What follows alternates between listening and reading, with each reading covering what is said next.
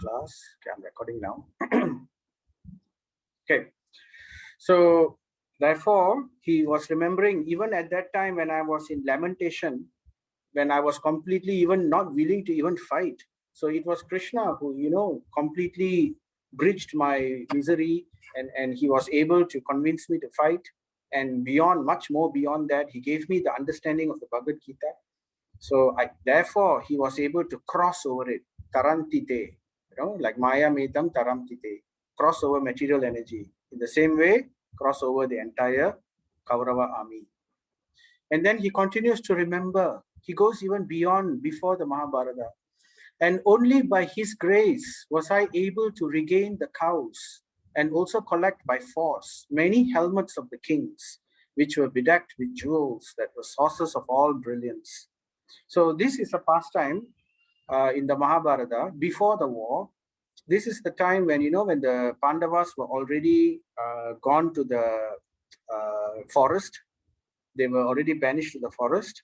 And then this was the last year. The rule was for 13 years, they must be in exile. And then on the last year, they have to be in exile, not only just be in exile, but they have to play a hide and seek game. It's like hide and seek. They have to remain hidden. Nobody should be able to know where they are. Such was the type of condition set by the evil-minded Duryodhana. So somehow by Krishna's mercy, a lot of interesting things happened. And Arjuna became a eunuch. So he became a dance teacher, Bharatanatyam dance teacher, to the queen of to the daughter of Drupada Maharaj. So Drupada Maharaj had a daughter. Drupada. Yeah, Drupada. He had a daughter, and he became a eunuch because of the curse of Menaka by Krishna's arrangement. So at the same time, nobody was able to understand if this was Arjuna or not. So like that, all of them were there in Drupada's in the Drupada's kingdom in Virata. The name of the kingdom was called Virata. So when they were incognito, that means they were hidden at that time in that 1 year. They were taking shelter in the Virata kingdom. It's called Matsya Desh also. So what happened? Somehow Duryodhana got to hear, he had spies. So he got to hear that possibly these Pandavas may be hiding in the Virata kingdom. So he had a very cunning way to try to flush them out. So he planned with Karna and a few other people, very ill-minded plan to attack this kingdom from 3 directions. So it was a very complicated thing, but the essence was they wanted to steal away all the cows there. So Maharaj Virata had lots of cows. He was famous for having a lot of cows. So the wealth of the kingdom was that. And this Duryodhana somehow, he brought Bhishma, he brought Drona and all. He made all of them because he was basically king, sort of. And he made all of them attack Virata. And, Virata was being attacked. The cows were kidnapped. So during this time, Arjuna came, and though he was a eunuch, because it so happened that it was the last day of the year for them to escape. So in the last day, the curse from Menaka was that Arjuna remains a eunuch for 1 year. So at the end of that 1 year, he will become back to his normal situation. So that was what happened. This was the last year of that curse, and the last day, in fact. And right at that time, Duryodhana was attacking. So then he regained his abilities, and then he took all. It's a long story. If we talk about that story, it will take up all the time. So anyway, the point was, he went and single-handedly, he went and fought the battle, and he defeated all the generals, including Bhishma, Drona, Karna, single-handedly, all of them. And he was able to do it only by the blessings of Krishna. So Krishna wasn't present at that time. He wasn't there. But still, Arjuna was such a wonderful devotee. Even when Krishna wasn't present, he always remembered Krishna, and he couldn't help himself but to give the glory to Krishna. It was by his grace only that I was able to regain the cows. So this is a sign of a very great devotee, that even when Krishna wasn't directly there, he was able to attribute his success to Krishna. And then he continues, it was he only who withdrew the duration of life from everyone and who in the battlefield withdrew the speculative power and strength of enthusiasm from the great military phalanx made by the Kauravas, headed by Bhishma, Karna, Drona, Salya. So as I was mentioning, to defeat Bhishma, Bhishma is practically undefeatable. He is actually, he even defeated Parashuram, who was the fighting potency of the Supreme Lord incarnate. So that was Bhishma's power. And Dronacharya had a blessing that as long as he lifted his weapons up, no one in these three worlds could defeat him. That was the type of blessing Dronacharya had. And Karna also is rather powerful, right? He is the only one who could match Arjuna in archery. So like that, there are the great Salya was a great chariot fighter. He very expert charioteer and a chariot fighter. He knew horses very well. So like that, they are great generals with great abilities. And on top of that, they had more army compared to they had the entire army of the Vrishnis to support them, right? So it was almost impossible, but still they won. The Pandavas won simply because of Krishna's blessing. So Arjuna was remembering this. Their arrangement was expert. The phalanx, the arrangement of the army was expert because Drona was there, Bhishma was there, and more than adequate. But he, Krishna, while going forward, did all this simply by being the charioteer, simply by being present in Arjuna's side. Victory followed him everywhere. So Arjuna is remembering this. Then he further talks. Great generals like Bhishma, Drona, Karna, Bhurishrava, Susarma, Salya, Jayadratha, and Balika all directed their invincible weapons against me, and all of them were defeated. Right? So, I was mentioning Bhishma. We have talked about Bhishma before, and Dronacharya also, even Karna also we have spoken about. The rest of them are not so prominent, but this Jayadratha is also an important character. Jayadratha happened to be one of those people during the Swayamvara of Draupadi. He also wanted to take her hand, but he was very much humiliated by Arjuna. But he always desired Draupadi so much, even after that also. And he was one of the main people who wanted to disrobe, disrobe Draupadi during the ceremony, the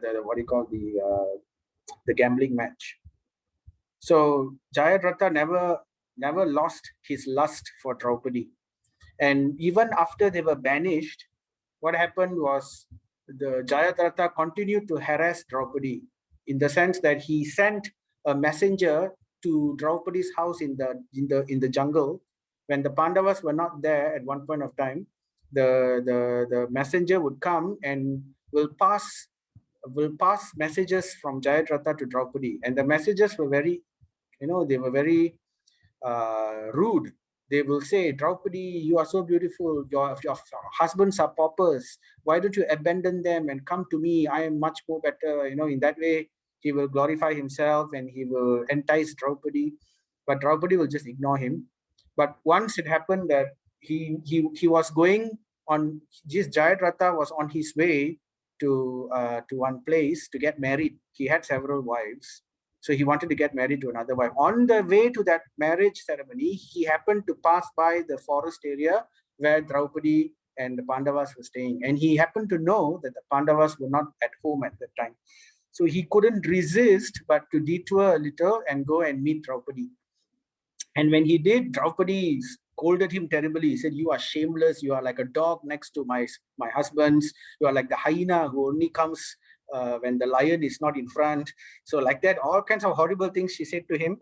But nevertheless, he forcefully caught her and kidnapped her and put her on the chariot and was running away. But it so happened the Pandavas didn't really go off directly. They left someone to take care of Draupadi. They left a sage, Daumya, the sage Daumya. So he saw this happening and he immediately sent word to the Pandavas. And when the Pandavas heard about this, they immediately rushed and Arjuna came rushing to attack and Bhima was also there. So they all came, they caught Jayadratha and they really beat him up nicely. Bhima, in fact, beat him until he was almost fainted already. And as a punishment, and they brought him to Yudhishthira Maharaj. And as a punishment, they tied him up like a turkey, trussed him up nicely.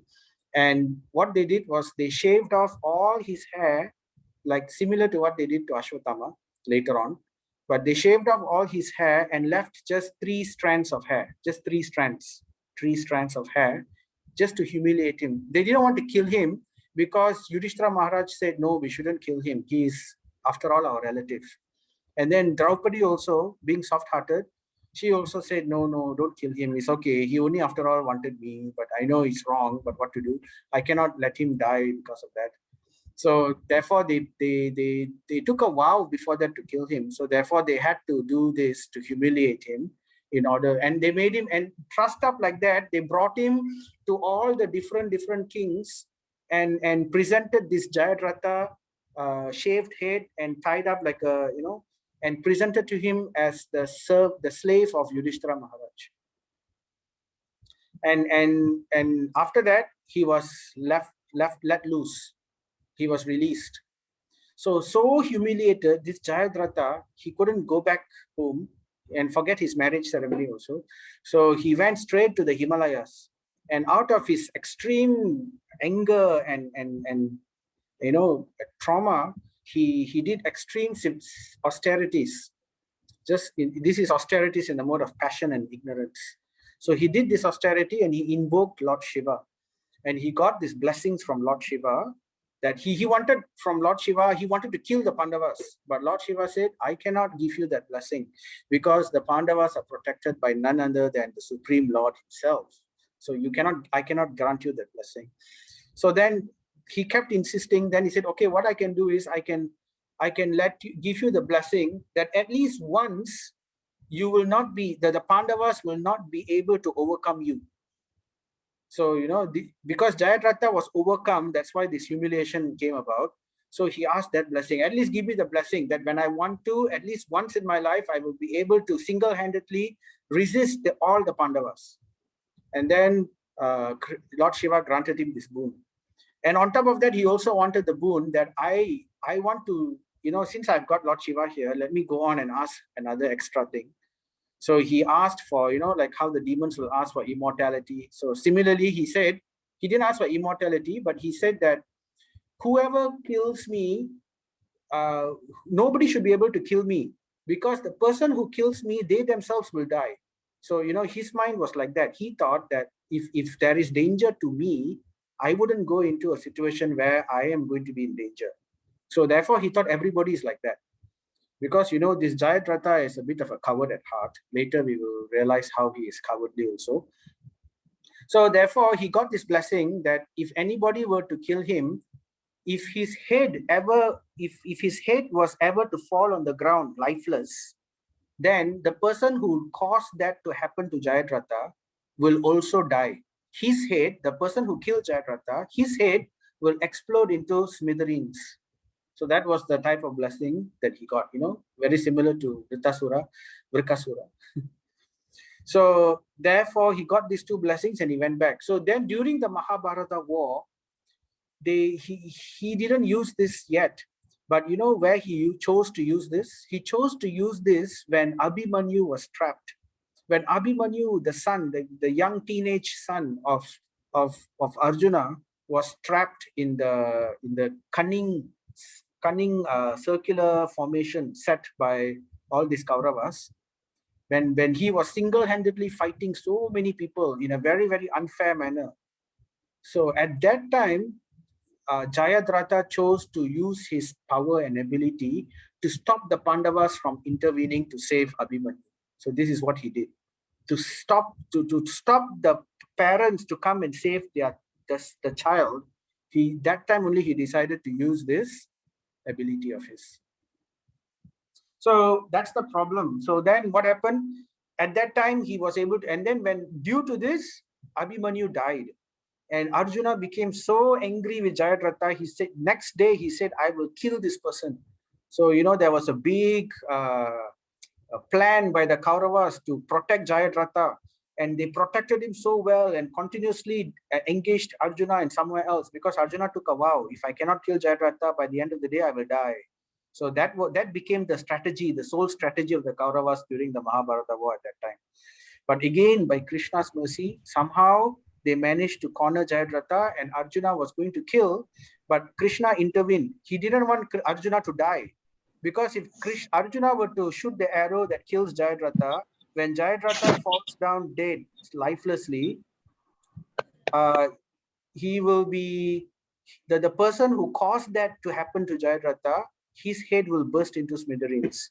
So in order to stop that from happening, Krishna advised Arjuna, you kill him, but you shoot your arrow in such a way that you decapitate his head, and in such a way that your head is now flat, the head is flown far away to a certain place where Jayadratha's father is sitting in austerities, in meditation. So let the head fall on his lap. So actually, he is not a very nice person also, the Jayadratha's father, and Krishna wanted him to die also. So therefore, he arranged for Arjuna to do this. Arjuna could do it because he was an expert archer, and therefore he shot and severed his head, and his head flew many, many miles and dropped into the surprised lap of his father, Jayadratha's father. And when Jayadratha, imagine Jayadratha sitting in austerities, meditating, and something suddenly wet and soggy falls onto his lap. And then when he looked at it, he saw the head of his son. Out of shock, now this father, the Jayadratha's father, knew about this blessing that Jayadratha got. But out of shock, he just pushed it away, pushed the head away, and the head dropped onto the floor. And because the Jayadratha's father was the one who caused directly for the head to fall on the floor, so the curse affected him rather than Arjuna. So that's where again Arjuna was saved. So many times like this, Arjuna was saved by Krishna in a seemingly impossible situation. So Krishna, God can make miracles. God can move mountains, right? So that is the ability of the Supreme Lord. So too much time spent on this. Okay, let's move on to the next part. So then Arjuna continues, but by his grace, they could not even touch a hair on my head. So Arjuna was again attributing his success in the Mahabharata war, his protection. You know, when so many powerful Ashtras, when Bhishma Dev released all his powerful Ashtras, when Dronacharya released, when Karna released the Brahmastra and Pashupata Ashtra and Vaishnava Ashtra, so many Ashtras that came, all of them got saved. The Pandavas were saved again and again by the grace of Krishna, by Krishna's counsel. So again, Arjuna is remembering all of this. And he's recounting this to a similar pastime with Prahlad Maharaj. So he's saying, I was completely protected by Lord Krishna, just like how Prahlad Maharaj, the supreme devotee of Lord Nrsimhadev, was unaffected by the weapons the demons used against him. So we all know this pastime already, right? So I won't go into that. So similarly, just like how Prahlad was constantly saved, he is remembering, oh my goodness, the Lord also constantly saved me. So then he continues, it was by his mercy only that my enemies neglected to kill me when I descended from my chariot to get water for my thirsty horses. Now, you know, in a war, it's not all the time about skill. It's also about, you know, sometimes it's fate, because there are many, a stray arrow can come. There are so many things that can happen, that can go wrong. It's a chaotic situation. So even with the best of skills, with the best of plans, 1,001 things could go wrong. So example is when, you know, when they are fighting, there is no water. You know, that time we don't bring water tumbler, water pot or something like that. There is no, okay, everybody stop. Let's go to the fountain, drink some water, and then continue fighting. No, time's up, choke. All this is not there. So therefore, what they had to do when the horses were thirsty, it's not so much the warriors, but the horses. They cannot ride on because the fight happens from sunrise to sunset. And throughout this time, no water, no time to drink. So usually what the warriors will do, they were so expert, like expert warriors, like expert generals who are Maharathis. They could, you know, now and then they could just shoot arrows into the ground, and from the ground the water will you know, burst out. You know, we have underwater sources of water, right? So they had the science to be able to shoot their arrows in such a way that they could release water to come out like a small fountain. And when that happened, then the horses for a while could take a quick drink while Arjuna is fighting. So when that happened, it's a disadvantage when the horses are now being watered. So if the warriors are, they could actually take the advantage at that time. But again, it was by Krishna's mercy, he says, that so many situations like this, I was saved. And then he continues, and it was due to my lack of esteem for my Lord that I dared engage him as my chariot driver. So he said he didn't know at that time, but then what to do? After he knew about Krishna's supremacy, then Krishna himself was still his charioteer and they went and fought. So he's remembering Krishna's beautiful relationship. How Krishna, although the Supreme Lord, although the master of the entire universe, he brought himself to a very so-called low position just to serve his devotee. So, when that happens, the devotee's heart is touched to an extent where he could not speak out the words. So he's saying, I dared engage him as my chariot driver, for he is worshipped and offered services by the best men to attain salvation. To such a person, I dared to engage him as my chariot driver. It was his mercy only. So he wanted to come and do this for me. See, for he is worshipped and offered services by even Lord Brahma worshipped him. Indradev worshipped him. But this Supreme Personality came as a chariot driver just to serve me. So he was extremely touched beyond belief, Arjuna. So, O king, his jokings and frank talks were pleasing and beautifully decorated with smiles. So he's remembering the relationship that he had, not only the fighting time and all these things, but even as a friend. Krishna was the best of friends. The rasa was perfect. Friends means they will talk, they will joke. So it was extremely pleasing and beautifully decorated with smiles. Now nobody likes a muram friend, isn't it? So therefore, but Krishna was always, pleasing to Arjuna, though he's the Supreme Lord. His addresses unto me, Madhava's addresses to me, as Hey Partha, Hey Sakhe, friend. Partha means son of Kunti. O Kuru Nandana. So all this kind of addresses to me and all such heartiness. That means this is intimacy. Hridi Sprashani. Hridi means intimate relationship of the heart. So such intimacy are now remembered by me, and thus I am overwhelmed, Arjuna says. This is the Supreme Lord we are talking about, and this is how he was with me. And it's when someone we love so much is no longer with us, no matter how much we have loved that person also, that person wouldn't have been a perfect person. The relationship would not have been perfect. And still we lament. But here we have someone who was so perfect and the relationship was intimate. And now Arjuna has lost that person. So we can imagine how he felt. Then he continues. Generally, both of us used to live together and sleep and sit and loiter together in the best of friendship. And at the time of advertising oneself for acts of chivalry, sometimes if there were any irregularity, I used to reproach him by saying, my friend, you are very truthful. Now, sometimes amongst friends, they will say, Krishna will they will tell each other about they were warriors, right? So they will tell each other about some of their exploits. I did this, Arjuna at that time. And, Arjuna will say, I fought with this, it's more like an artistic, like when someone plays football, they will say, I did like this and kick the ball. So like that, they will talk. And amongst friends, they will sometimes say, oh, you great hero. You are very truthful.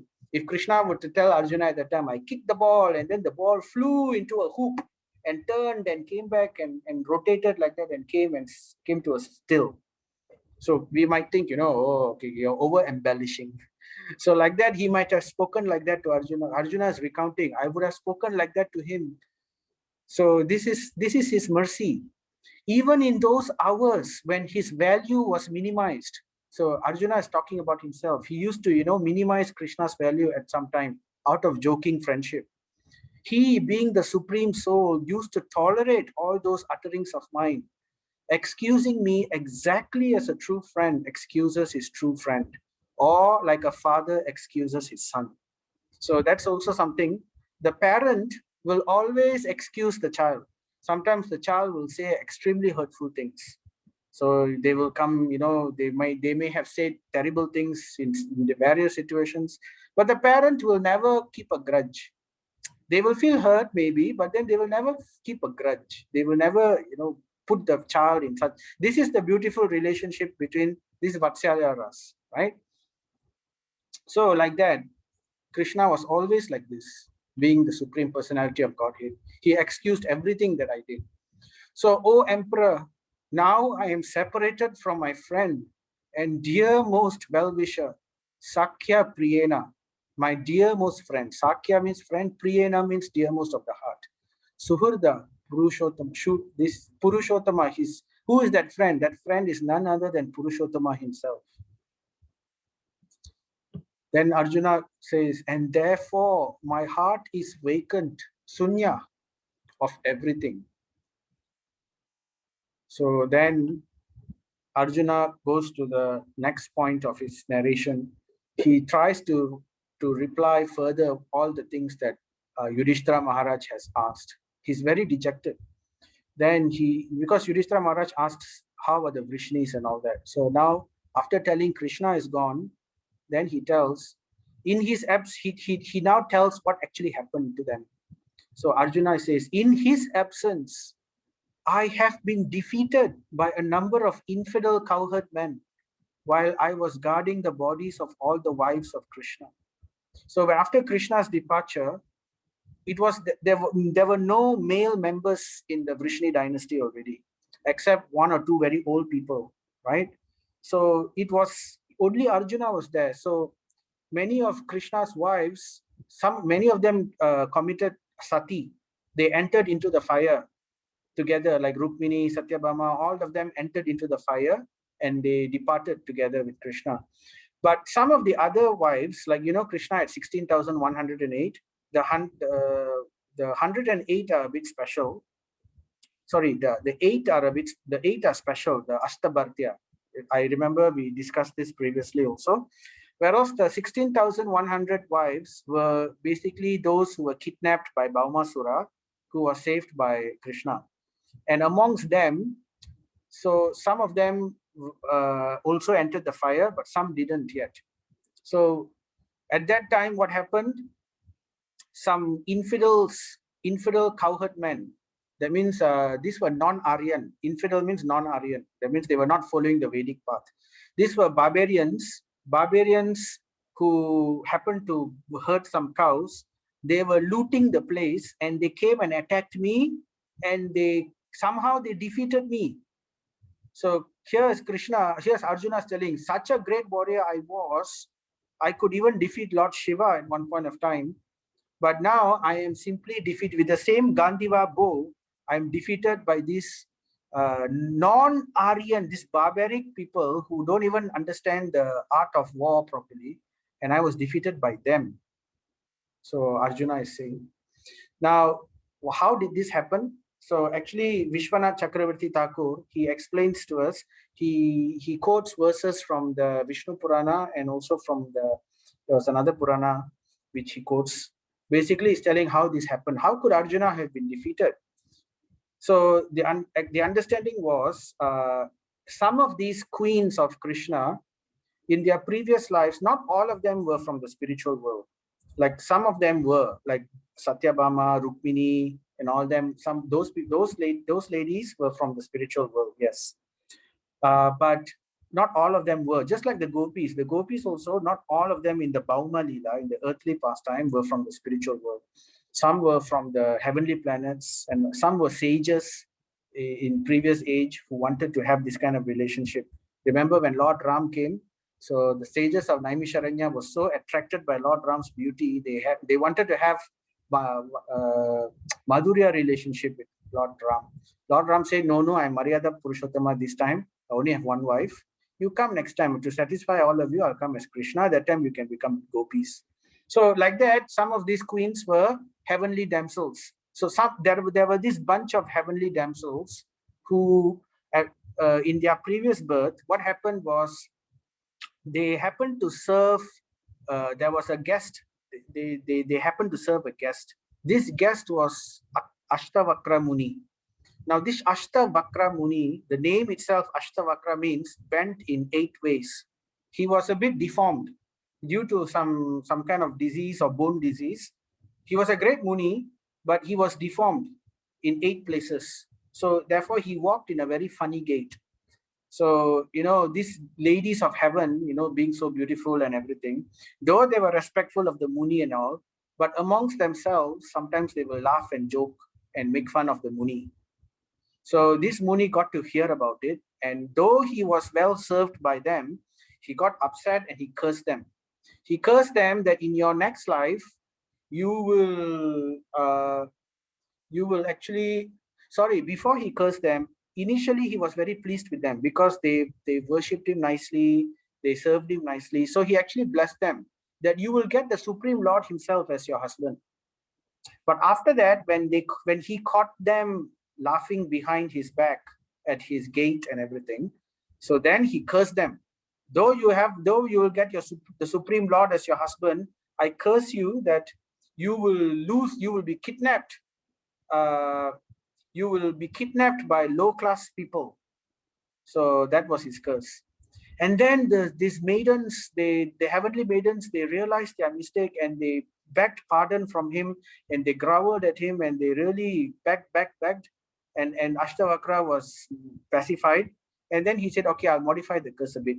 So he said, though you will be kidnapped by low-class people, but again, you will be reunited with the Supreme Lord, with your husband again.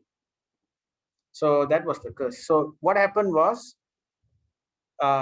in this life, in Krishna's Leela, these queens, after Krishna was gone, when Arjuna was trying to protect them, they were defeated by these low-class people, these barbaric cowherd men. And why is it that these barbaric cowherd men could even defeat Arjuna in the first place? They could defeat Arjuna in the first place because those cowherd men were actually an expansion of Krishna himself. Because Krishna actually, just to satisfy Ashtavakra Muni's curse and counter curse, right? So, these ladies will be kidnapped by low-class men, okay, fine. But then after they were kidnapped, they will be reunited by their husband again. So therefore, the only way that can happen is Krishna takes the form of this low-class man, and then only then Arjuna could be defeated, because otherwise Arjuna could not be defeated. Even Lord Shiva could not have defeated Arjuna. So only Lord Krishna himself could have defeated Arjuna. So that's what happened. But of course, Arjuna didn't know all these things. So, and Krishna also did this just to teach us, spiritual knowledge, that ultimately all our powers and blessings come from the spiritual Lord, from the Supreme Lord himself. So that was the moral behind the story. Okay. So then Arjuna continues, I have the very same Gandiva bow, the same arrows, the same chariot drawn by the same horses, and I use them as the same Arjuna to whom all the kings offered their due respects. But still, I was defeated. So Prabhupada gives his purport here. Therefore, he gives a nice English phrase. One should not be puffed up by borrowed plumes. So it's a very interesting, I thought it was a very amusing line. So, if we are going to borrow plumes, like, birds have plumes, or, a nice frock or a nice coat or a nice dress. If you're going to borrow the feathers of another bird and then come and behave like as if we are great, so that is nonsense. So one should not be puffed up by borrowed plumes. So what he's trying to say is, all the powers that we have, all our Shakti, all our Aishwaryas, all our blessings are simply by the Supreme Lord's grace. So one should always remember them and use them in his service and never become puffed up. So that is the idea here. So then Arjuna continues, but in the absence of Lord Krishna, all of them at a moment's notice have become null and void. So Arjuna is saying, all my power, all my prestige, all my everything, my happiness, everything was gone together with the absence of Lord Krishna. It is exactly like offering clarified butter on ashes, accumulating money with a magic wand, or sowing seeds on barren land. So basically, he's trying to say, my action to fight back these infidel warriors was completely futile. It was, though I had the best of powers, I had the best of chariot, the best of expertise, the best of bow, the best of arrow. So it's like, I had butter, I had I had a magic wand, I had nice good quality seeds, right?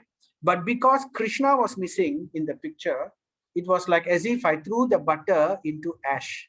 It was like as if I got the money from a magic wand. Because magic wand, when you get money, after some time the money will disappear. That's the nature of it's illusion, right? Or like we are sowing seeds on a barren land, it will never grow, it's futile. So this is Arjuna recounting the point. He's making a point here. It's like, without Krishna, all my good qualities are useless. So this is a very, very important point, which all devotees need to really be convinced of this. So sometimes we like to glorify mundane people. Of course, we should glorify even an ant, but it should be done with the right mentality. Otherwise, it is none other than worshipping devatas. Because what is devata worship? Devata worship is we are glorifying devata as, you're great, you can give me this, you have very wonderful qualities. But we should always glorify with the idea that devatas are great because they are servants of Krishna. If we glorify in that mood, then it's acceptable. But if we this is like the second offense of the chanting of the holy name, right? To consider the names of demigods like Lord Vishnu, Lord Shiva, or Lord Brahma to be equal or independent. So in this is like, Prabhupada likes to say, we may have so many good qualities. I may have education, I may have beauty, one may have ability, one may have wealth, one may have friends, but all of these is like 0, 0, 0. You may add 0, you may add 0, you may add 0, but without the one in the front, if you don't have the one in the front, all the zeros are nothing but a collection of zeros.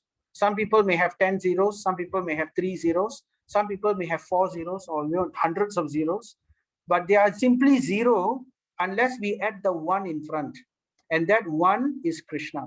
So similarly, mundane people, mundane whatever, they may have wonderful qualities, but we must remember that they are always subjected to the 3 modes of nature because they are not transcended. So it always is revolving.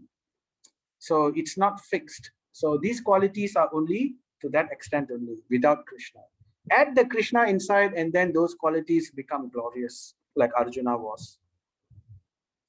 So then Prabhupada makes his statement, human material civilization without the blessing of the Lord is child's play only. Just like when the child builds, the child's play, when the child plays, right, it is only by the allowance of the parent. If the parent allows, the child will play. And then as long as the parent is free, then suddenly when the parent says, okay, I have to go now, everything, we have to wrap up and go, the child has to forcibly drop everything and leave, correct?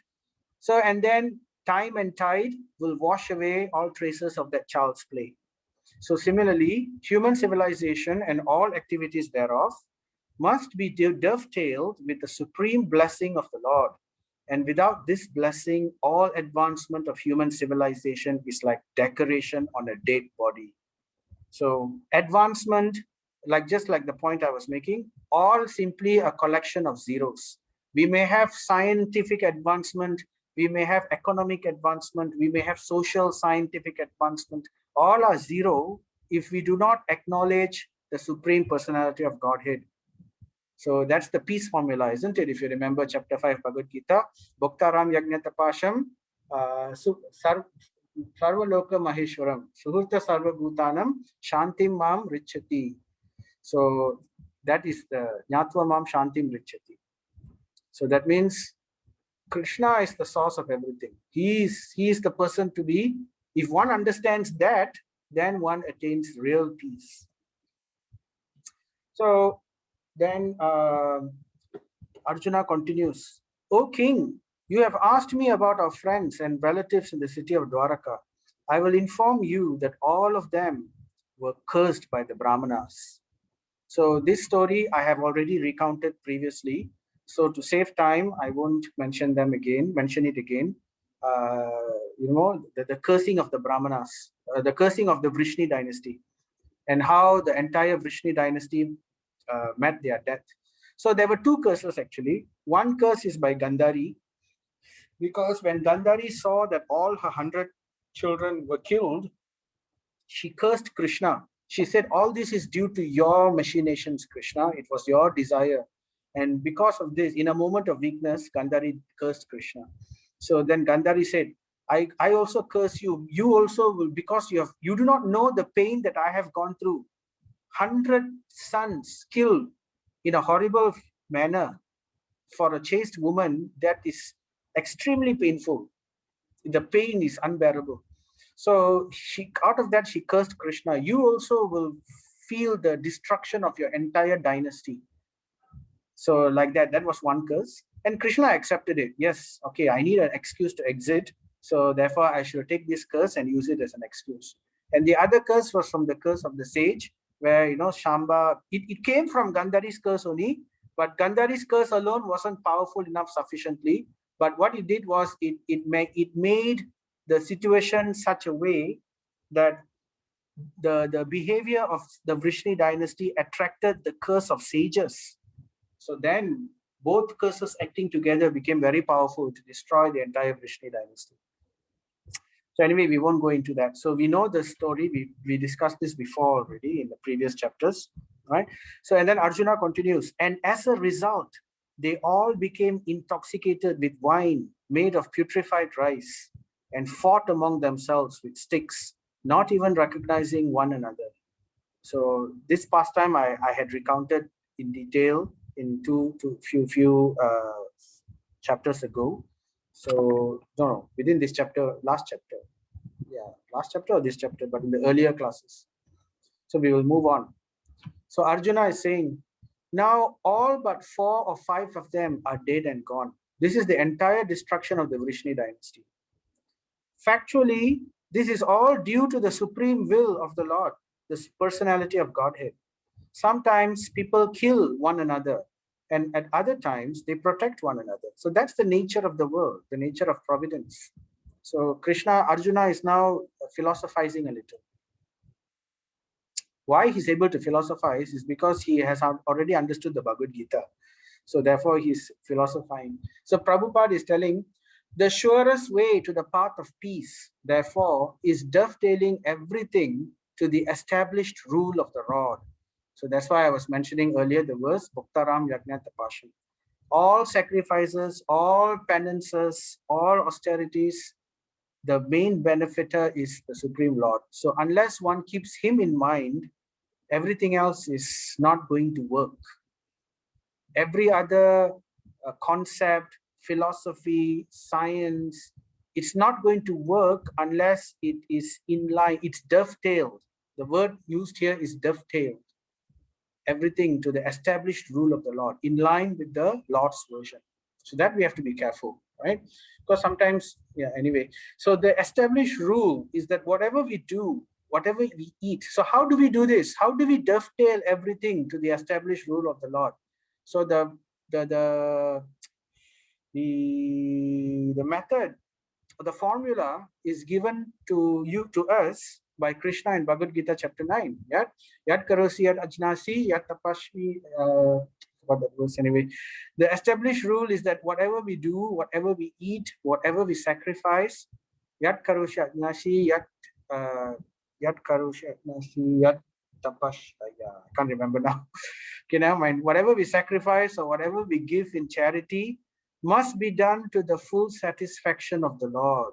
It is for his satisfaction. That's why we give food to the Lord, not because he's hungry, because that only then it becomes free of sin.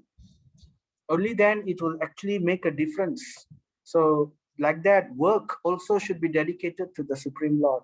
Everything else, charity, sacrifice, all has to be done that way. So then Prabhupada continues, an action is thus judged by the Lord's pleasure. So how do we know an action is correct action or not correct action? This is based on yoga. If we are transcendentalist, we can always judge. Very simple, by understanding the scriptures. That's why we say Veda Chakshush, the ability to discriminate everything in this world by developing the vision of the Vedas or the vision of what Krishna would want.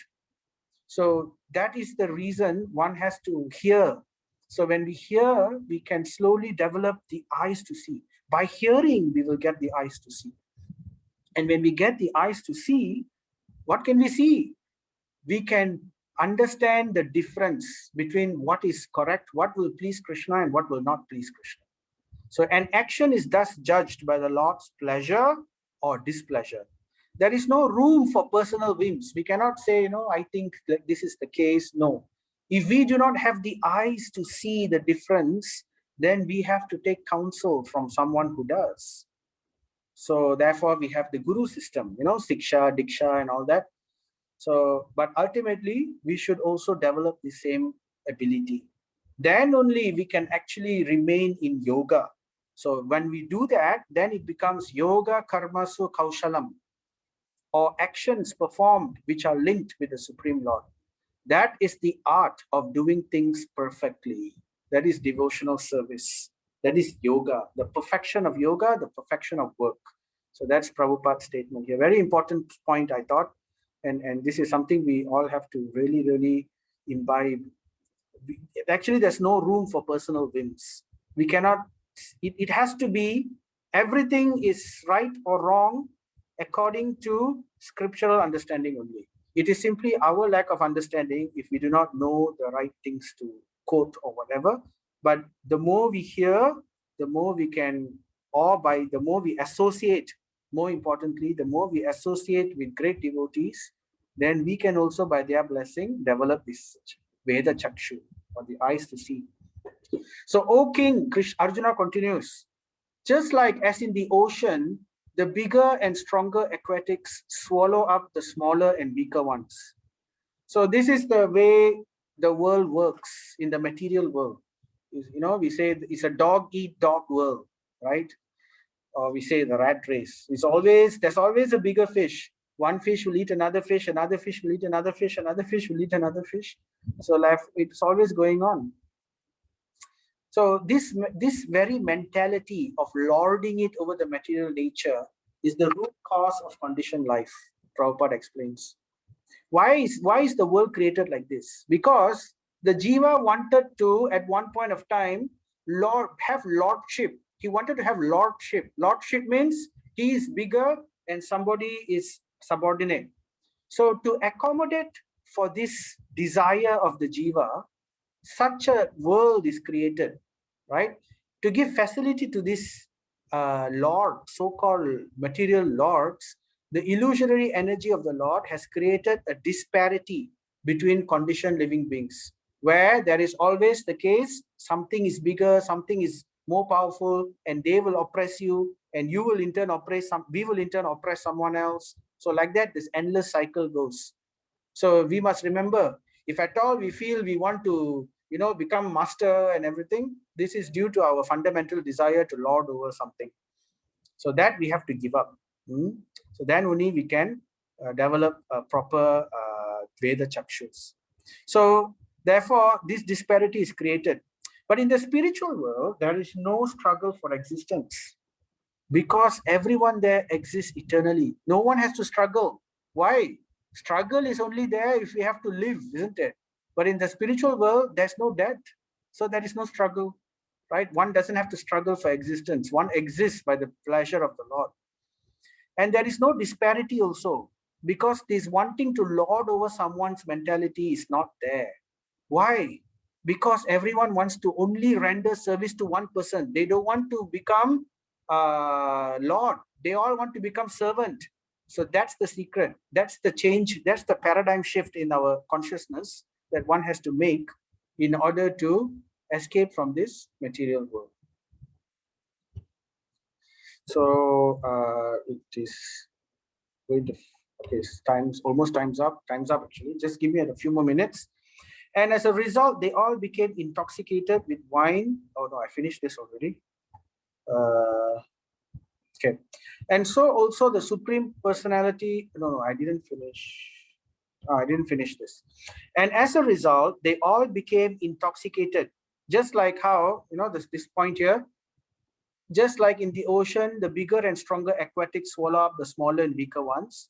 Similarly, the Supreme Lord engaged the same potency of the material world to facilitate his disappearance.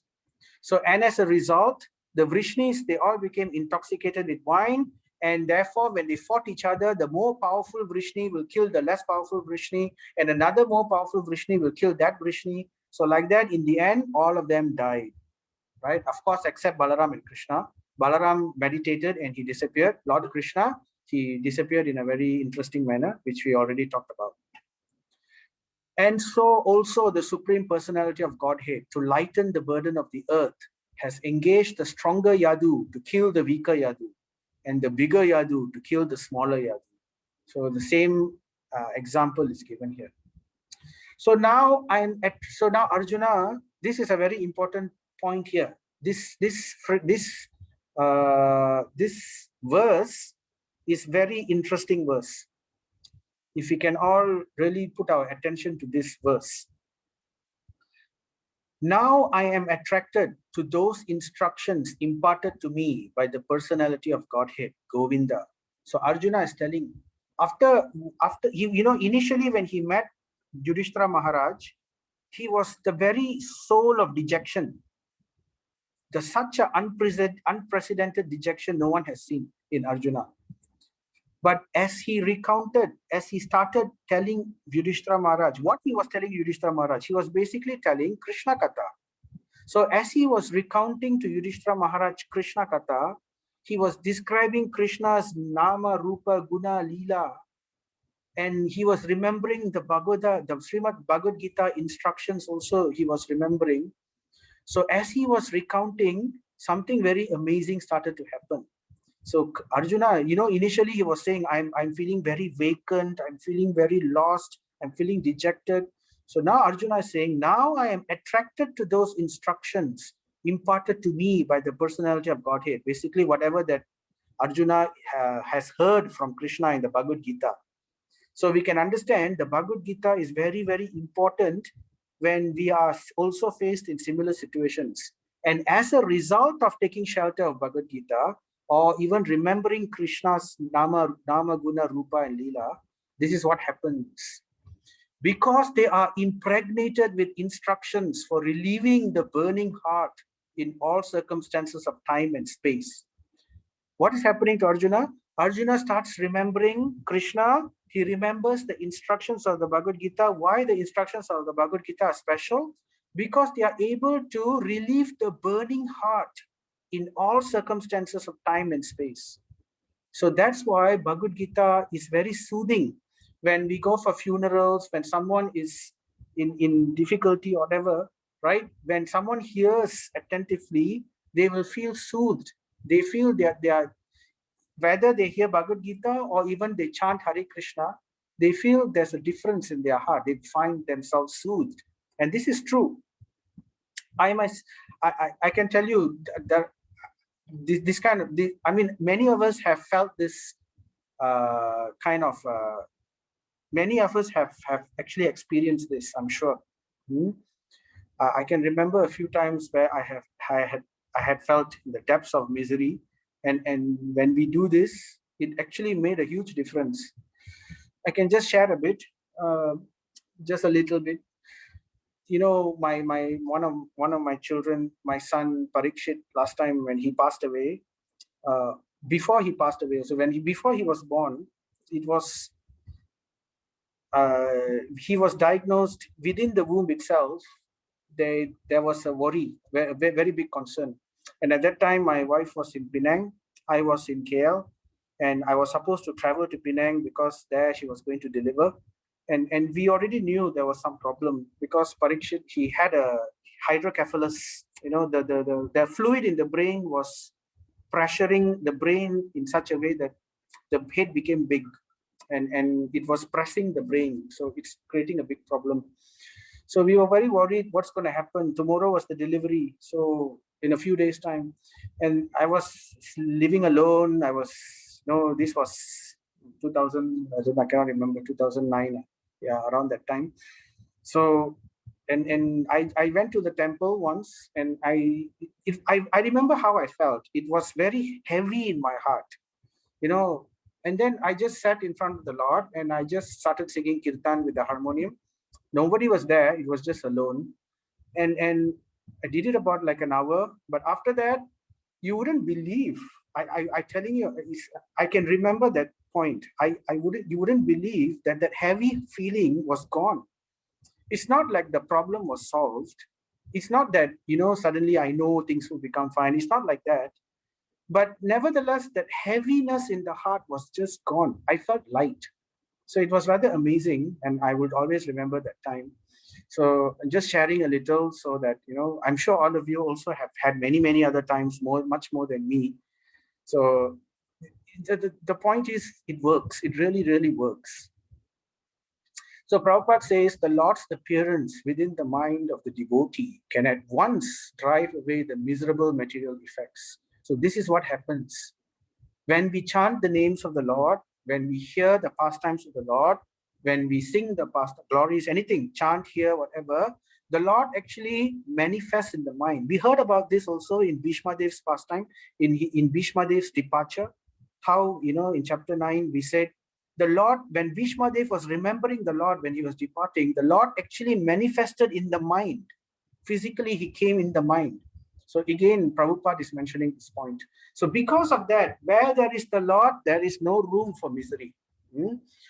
So therefore, Lord Chaitanya has therefore recommended constant chanting of the name of the Lord for protection from all contamination of the material world. So we all have to take shelter of hearing and chanting. This is the best solution. There's nothing else. Nothing else. Yagya, whatever, nothing. This is the actual thing that can actually make the difference in the world. And that's the point Prabhupada is saying. So the feeling of separation from the Lord is undoubtedly painful to the devotee. But because it is in connection with the Lord, it has a specific transcendental effect which pacifies the heart. Now, this point also I can relate. I can just allow me to share just the small point. Like I was telling you, my son Parikshit, when he passed away within 6 months after the thing, it's not easy. The heaviness in the heart can be very heavy. But what really pacified? What pacified was the manner of his departure. Because if you see the statement, the feeling of separation is undoubtedly painful. But you know what? But because it is in connection with the Lord, it has a specific transcendental effect which pacifies the heart. So that's what happened. Parikshit's departure, my son's departure, was really nothing short of amazing. I only wish I can depart in the same manner. And then I started thinking, if death is the exam for life, then this boy has already passed that exam in flying colors. The entire purpose and point of his entire life is already done in the manner of his departure.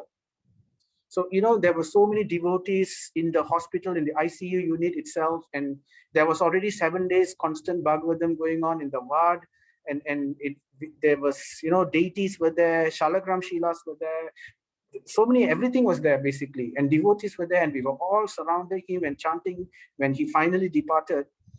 And because that manner of the departure was in connection with the Lord, it was in relation with devotees, it was in relation with all of these, it had an unbelievable soothing effect. It was so much so that, we did not feel that kind of heaviness at all, even throughout the night. We were able to actually go back at night that day and sleep. We left the body in the hospital, and we went home and we slept. I was able to wake up the next morning and then go back to the hospital to settle the funeral. And we were very much, it was, that's why I said this is very, very powerful process. It actually makes that effect. And Prabhupada, I was just very I was very attracted to this purport that Prabhupada gave. It very much resonated with what has happened before. I'm sure everybody can also share this. So, okay, it's now 20, okay, just 2 more minutes. So Sutta Goswami said, thus, I'm almost finished, thus being deeply absorbed in thinking of the instructions of the Lord, which were imparted in the great intimacy of friendship and in thinking of his lotus feet. So you know what Arjuna was feeling? Though he was feeling, very depressed and his great friend is gone, but by thinking about him, by remembering his instructions and going through whatever his instructions was left to him, so Sutta Goswami is saying, thus being deeply absorbed in thinking of the instructions of the Lord, which is the Bhagavad Gita, which were imparted in great intimacy of friendship, and as a result, Arjuna started thinking of his lotus feet. Amazing transformation happened to Arjuna. Arjuna's mind became pacified and free from all material contamination. And as a result, Arjuna's constant remembrance of the lotus feet of the Lord, Sri Krishna rapidly increased his devotion, rapidly increased his devotion. And as a result, all the remaining trash in his thoughts subsided and were completely destroyed. So that's why Krishna says, don't take any other path. Just follow the path of devotion. Manmana bhava mad bhakto. Become my devotee. Offer your obeisances to me, right? And I will deliver you without fail. Don't worry. So one should therefore adjust the activities of life in pace with the mission of the Lord. And by doing this, one is sure to return back home, back to Godhead. So what we should do, being fully convinced about this, about Arjuna, about the path of bhakti, which really will work, we should therefore, what we should do, we should adjust the activities of life in pace with the mission of the Lord. So that means we should dovetail our life fully in devotional service. We try to, as much as possible, accommodate for devotional service. And by doing this, one is sure to return back home, back to Godhead. This is the highest perfection of life. That is Krishna, that's Prabhupada's final point in the purport. And Arjuna and Sutta Goswami continues, because of the Lord's pastimes and activities, and because of his absence, it appeared that Arjuna forgot the instructions left by personality of Godhead. So in the beginning, we thought Arjuna was dejected. So it might have looked like again Arjuna came into Maya, but actually not the case. This is Yoga Maya, because the dejection was nothing material. It was to do with the loss of the Supreme Lord only. So, but factually, this was not the case. And again, he became the Lord of his senses. So Arjuna again maintained this equilibrium, and he attained samadhi, and he attained he remembered the instructions, and he became master of his senses again. So this is the purport. So a very quick description, another 2 minutes, please. So because of his possessing spiritual assets, the doubts of duality were completely cut off. So this is just describing the point. Okay, now I think what I will do, I don't want to do injustice to this nice point which I want to pass. We will just finish off with this statement. Because of his possessing spiritual assets, where did he get his spiritual assets? He got them from hearing from Krishna. He got them from remembering Krishna, right? The doubts of duality were completely cut off. So that is, so I won't talk about that right now. So we will continue that in the next class. So anyway, so that's the summary for today, right? Arjuna makes his conclusion. So there's another 2 more parts, two more subsections, which I think we can cover within one part. So at that time, we will finish the chapter 15. Okay, so thank you very much. Vanchakalpa tarubhyascha kripa sindhubhya evacha patitanam pavanebhyo vaishnavebhyo namo namaha. Sorry, I overshot by 15 minutes. Okay. So are there any questions? Hare Krishna, Prabhu. Hare Krishna. I just want to ask, let's say someone has attraction for Bhagavad Gita, like they want to know what is in Bhagavad Gita, but at that point they're like not chanting or they're not, like practicing bhakti yoga or anything. Uh, how would you explain their attraction, and would it be sustained? Like, let's say if they want to go on being attracted to Gita, would it be sustained by like even if they're not chanting or it's like how would you explain that? Okay, it was a bit soft. I couldn't really hear exactly. Let me just paraphrase what you're saying. You're saying that the person is not chanting, the person is not following the bhakti process, but at the same time, he is very interested in studying the Bhagavad Gita, reading the Bhagavad Gita. Is that what you're saying, Mataji? Yes, yes. Okay. And would it be sustained? Like, Will it? would that interest be always there even though they're not chanting? Okay. Right.